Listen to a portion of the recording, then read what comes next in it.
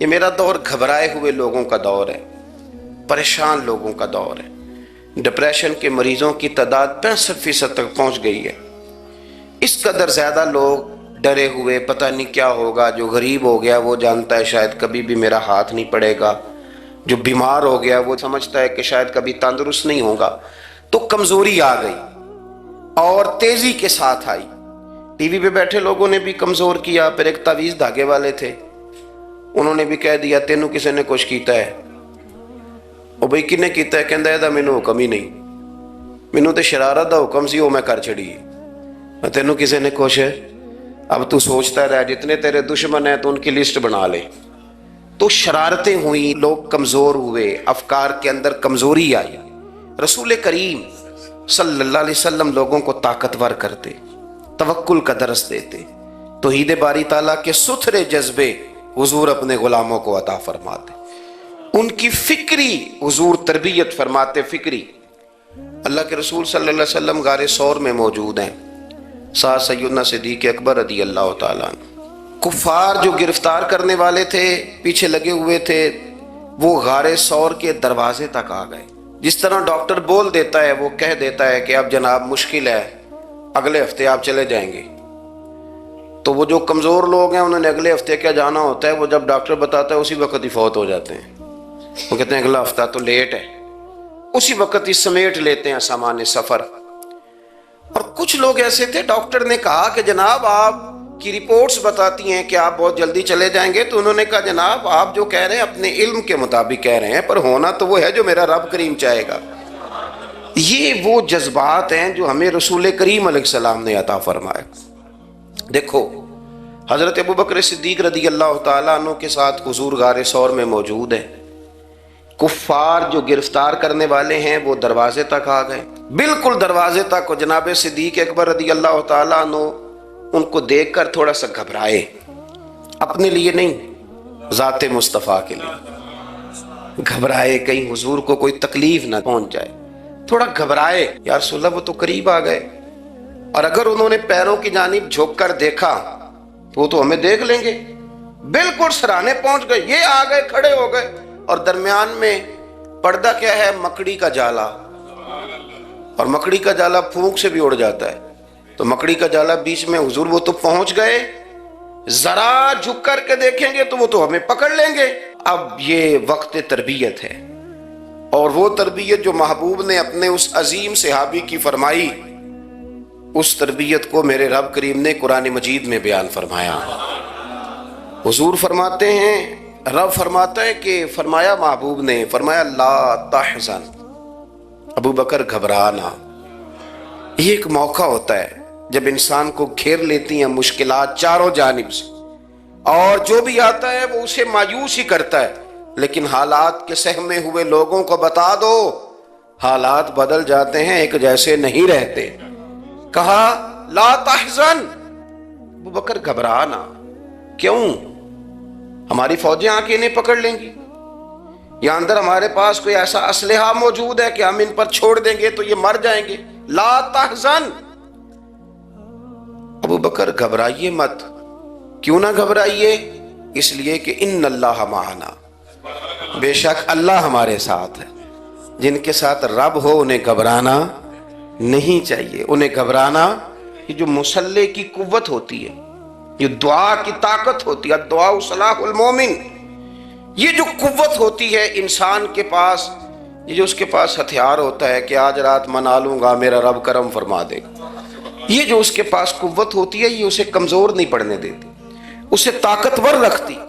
تو حضور نے افکار کے اندر یہ حسن پیدا کیا، لوگوں کو بتلایا کہ بجائے اس کے کہ تم کوئی چور رستہ تلاش کرو، کوئی سیاست کرنے کی کوشش کرو، تم کوئی ایسی راہ اختیار کرو جو تمہیں محسوس ہو کہ درست نہیں ہے، اس رستے نہ چلو، بلکہ تم اپنے رب کو منانے والے رستے پہ چلو۔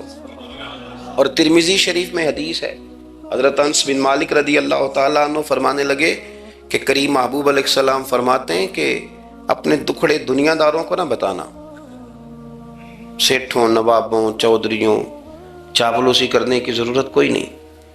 اپنے دکھڑے دنیا داروں کو نہ بتانا، ورنہ اللہ تمہیں کبھی غنی نہیں فرمائے گا۔ فرمایا اپنے دکھ اپنے رب کریم کی بارگاہ میں عرض کرنا، جلدی یا دیر سے اللہ تمہیں لوگوں سے بے نیاز کر دے گا۔ تربیت فرمائی۔ ہم لوگوں نے تیزی سے اپنے آپ کو کمزور کیا ہے، توجہ کا مرکز دنیا دار۔ وہ اکبر الہآبادی نے کہا تھا کہ مصیبت میں بھی اب یاد خدا ہم کو نہیں آتی، دعا منہ سے نہ نکلی جیبوں سے عرضیاں نکلی۔ اب بھی نہ لوگ درخواستیں جمع کراتے ہیں، دعائیں نہیں کرتے۔ تو بھائی ایک تو یہ کہ توحید باری تعالیٰ کے بارے میں اصل نظریات، افکار کا حسن، پاکیزگی اور آپ کا اپنے رب کی جانب پورا توجہ کرنا۔ ہمارے ہاں اب تو خیر کرامتیں فیس بک پہ آتی ہیں اور لوگ اس کا سوال بھی بڑا تگڑا کر کے کرتے ہیں، اور جو بچے چھوٹے موٹے ہماری طرح طالب علم ہوتے ہیں، کچھ کتابیں پڑھنے والے دین کے، وہ کئی دفعہ الجھ جاتے ہیں کہ اب اس کو ٹیلی کیسے کریں، ساتھ کیسے جوڑیں۔ ایسی کرامتیں اور کرامت بیان کرنا بھی لوگوں نے ذمہ داری سمجھ لیا ہے، حالانکہ جڑے محرم راز حقیقت دے وہ تے راز حقیقت کھول دے ہی نہیں۔ اے جنہ ویکھیا نہیں او کرن گلاں، جنہ ویکھ لیا او تے بول دے ہی نہیں، تو بات ہی نہیں کرتے۔ تو کرامت نا جوڑ جاڑ کے نا کہیں فٹ کی جاتی ہے۔ آپ کو بخاری مسلم میں حدیث ملے گی، کوئی بھی ایسی اوہام پرستی، کوئی بھی ایسا نظریہ، کوئی بھی ایسی بات جو ذہن کو منتشر کرے، یعنی ابھی تک لوگ کہہ دیتے ہیں ہمارے کہ وہ کالی بلی رستہ کاٹ گئی تھی، تو معاملہ بڑا، میں ملتان شریف پہنچا تو مجھے وہاں ایک میرے سنگی کہنے لگے، بڑا پرانا ان سے ربط ہے، کہنے لگے کہ میں نے آج نہ تجربہ کیا ہے، ویسے واقعی کالی بلی رستہ کاٹی ہے تو مشکل ہو گئی ہے۔ میں نے انہیں کہا کہ آپ کا تجربہ سجدہ صاحب کا محتاج ہے، آپ کو دوبارہ سے تجربہ کرنا چاہیے۔ خدا کے بندے کالی بلی رستہ کاٹ جائے تو مشکل ہوتی ہے، تو میرا تو سارے رستے کئی کالی گاڑیاں رستہ کاٹ گئی، اب کیا کیا جائے؟ یہ کمزوری ہے، افکار میں کمزوری نہیں پیدا کریں، کچا پن نہ پیدا کریں، آپ مضبوطی لائیں۔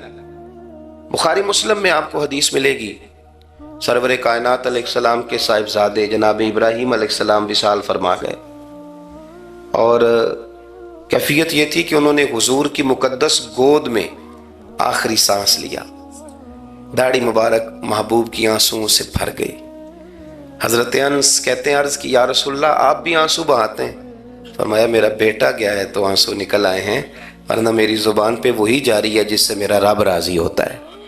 اسی دن نا، جس دن سرکار کے صاحبزادے کا وصال ہوا، اسی دن سورج کو گرہن ہو گیا۔ کچھ لوگوں نے بات جوڑ دی، کہنے لگے کہ آج چونکہ حضور سید عالم علیہ السلام کے صاحبزادے کا وصال ہو گیا ہے تو آج دیکھو سورج کو بھی گرہن ہو گیا ہے۔ بات جوڑ دی، غم کی کیفیت تھی، سرکار کی مقدس داڑھی آنسوؤں سے بھری ہوئی تھی، حالات کا تقاضا اور اس کی سمت کچھ اور تھی۔ حضور نے جمعے کا انتظار نہیں فرمایا، فرمایا بلاؤ لوگوں کو مسجد میں۔ لوگ جمع ہو گئے اور صحابہ فرماتے ہیں ہمارے خیال میں یہ تھا کہ یہ موقع نہیں تھا، آج نہ جہاد کے لیے حکم آنا ہے، کس مقصد کے لیے حضور نے طلب فرمایا، لیکن جب ہم گئے اتنا ضروری کام ہے نظریات کا صاف ہونا کہ اللہ کے محبوب نے لوگوں کو اسی دن بلا کے فرمایا لوگوں سنو، سورج اور چاند کو جب گرہن لگے تو استغفار پڑھا کرو، تسبیحات کیا کرو، نوافل ادا کیا کرو، اللہ کے حضور حاضر ہوا کرو۔ فرمایا یہ سورج اور چاند کو جب گرہن لگے تو یہ اللہ کی نشانیوں میں سے نشانی ہوتا ہے، کسی بندے کے دنیا سے جانے کا اس کے ساتھ کوئی تعلق نہیں۔ تم نے اپنے ذہن کو ٹھیک رکھنا، افکار کو ٹھیک رکھنا، کسی بھی قسم کی تم نے اوہام پرستی کا شکار نہیں ہو، مضبوط رہیں، مضبوط رہیں، اٹھ باندھ کمر کیوں ڈرتا ہے، پھر دیکھو خدا کیا کرتا ہے۔ آپ مضبوط رہیں، جب مضبوط رہیں گے تو انشاءاللہ توانائی اللہ کی طرف سے عطا کر دی جائے۔ دوسری بات، نبی پاک صلی اللہ تعالیٰ علیہ وسلم نے نا تمام انبیاء کرام علیہ السلام کے بارے میں لوگوں کے ذہنوں کی اصلاح کی۔ آپ کبھی قرآن حکیم کا مطالعہ فرمائیں، احادیث مبارکہ کو پڑھیں تو میرے محبوب کریم کی شان یہ ہے کہ حضور نا انبیاء کی شانیں بیان کرتے ہیں۔ حضرت موسیٰ کلیم اللہ ہیں، کس نے ہمیں بتایا؟ قرآن و حدیث نے بتایا۔ شانیں بیان کی نبیوں کی، عظمتیں بیان کی۔ حضرت ابراہیم خلیل اللہ ہیں، یہ ہمیں قرآن نے بتایا، حضور نے بتایا، لیکن ساتھ ہمیں یہ بھی بتایا کہ ہیں یہ اللہ کے بندے ہیں یہ اللہ کے رسول۔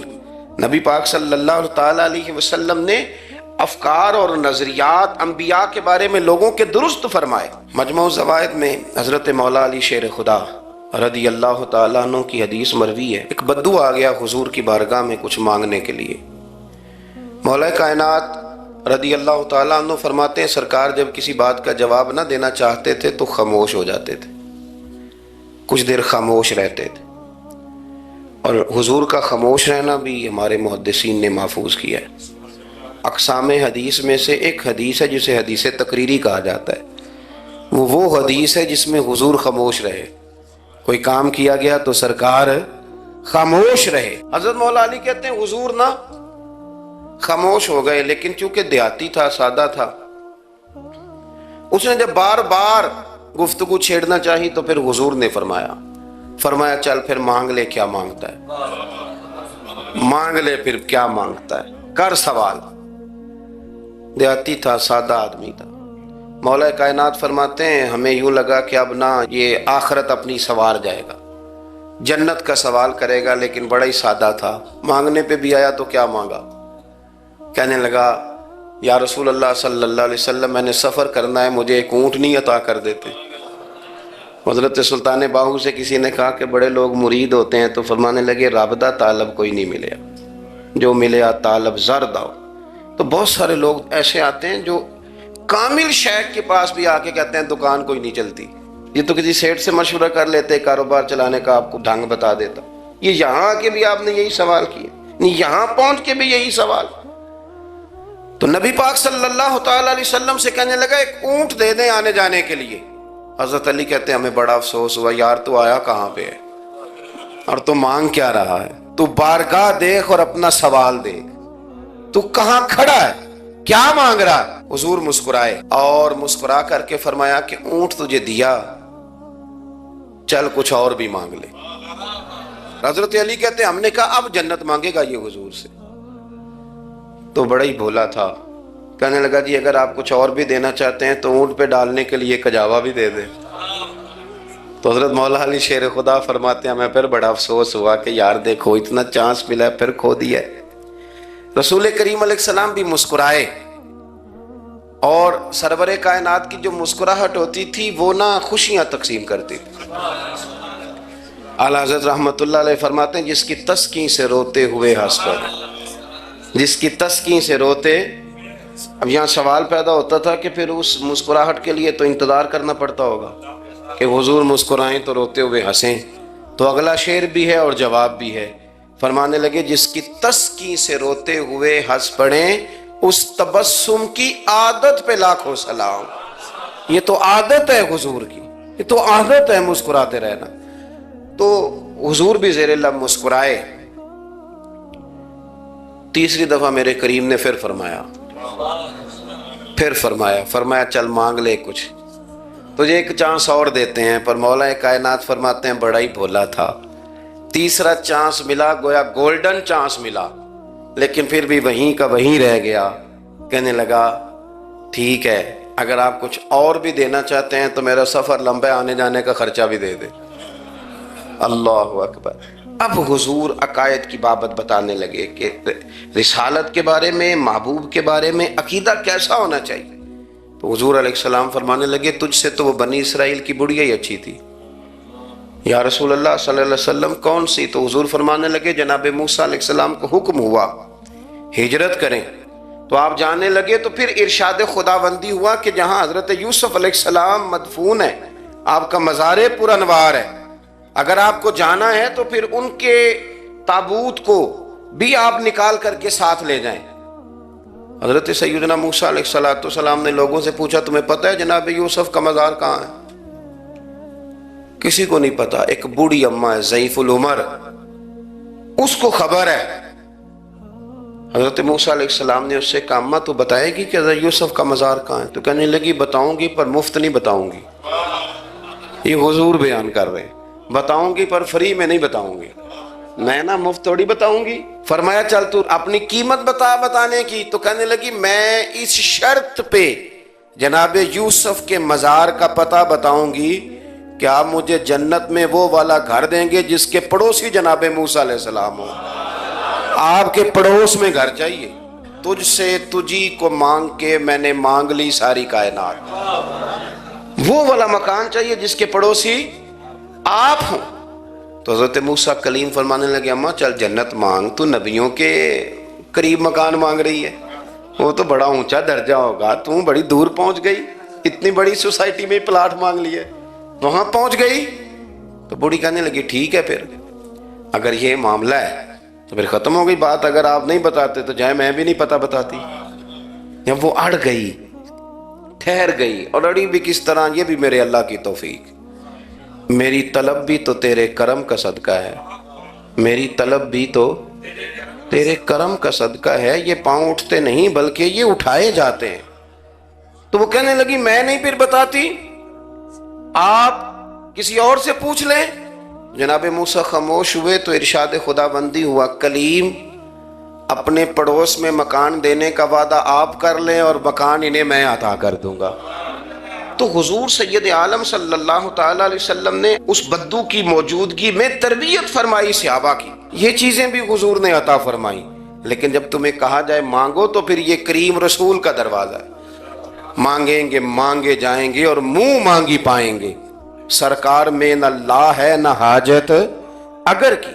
تو افکار کا حسن, نظریات کی پاکیزگی. ہمارے ہاں نا آج کل جو ہمیں لیکچر دیے جاتے ہیں نا, بالخصوص جو طلباء سائنس پڑھتے ہیں, تو وہ جب سوالات اٹھاتے ہیں تو اس میں کچھ ایسی چیزیں بھی آتی ہیں. یہ ابھی کورونا کے حالات جب پچھلے دنوں چل رہے تھے تو اس وقت 2-3 قسم کے لوگ ہوئے. ایک تو وہ ہوتے ہیں جو بالکل ہی ڈرتے, کہتے ہیں بس چھوڑو جو ہوگا دیکھا جائے گا. اور ایک وہ ہوتے ہیں جو اتنا ڈرتے ہیں کہ بیچارے اپنے سائے سے بھی ڈرنے لگ جاتے ہیں.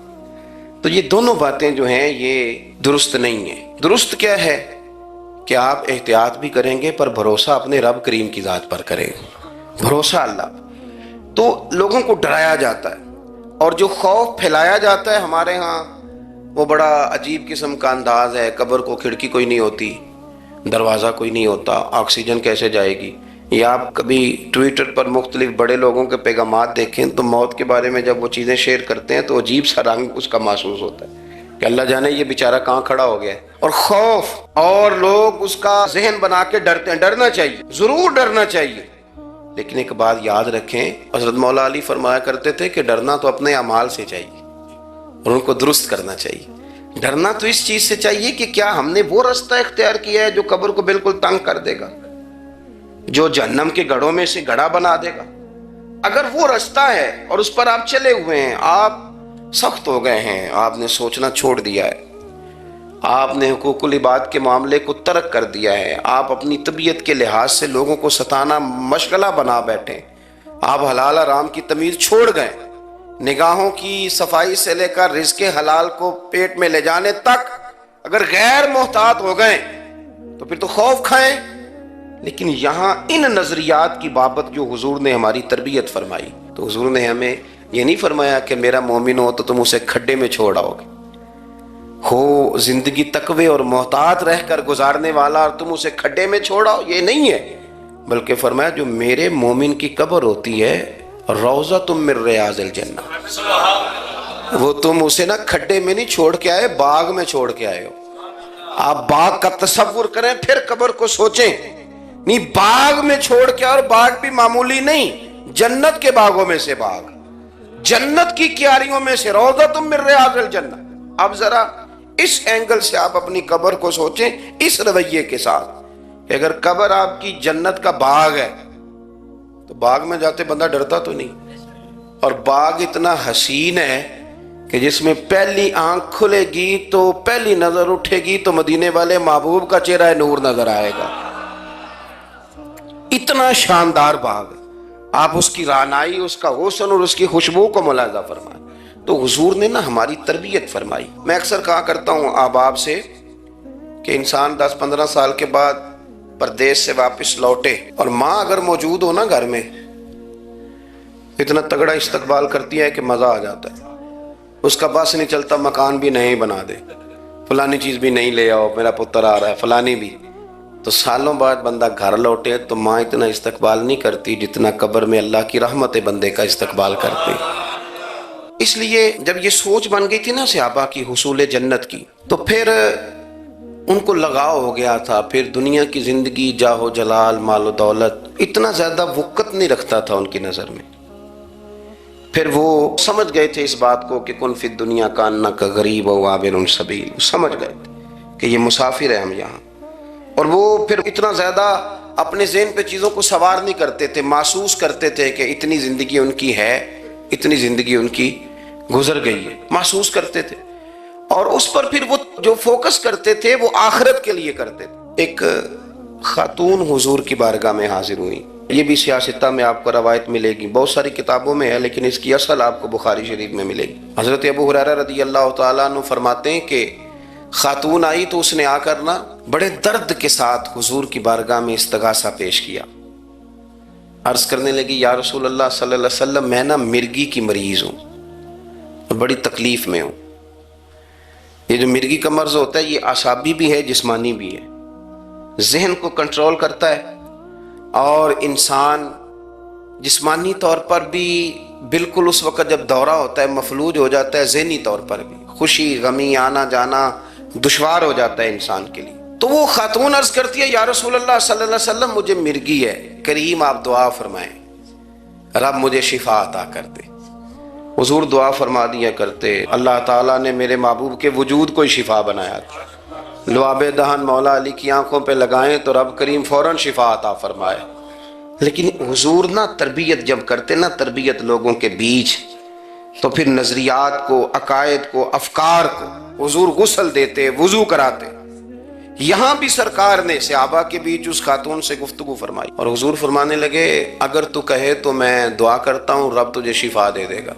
حضور فرمانے لگے اگر تو کہے میں دعا کرتا ہوں اللہ شفا دے گا، اور فرمایا اگر تو کرے صبر تو میرا وعدہ ہے رب بغیر حساب کتاب جنت عطا کرے گا۔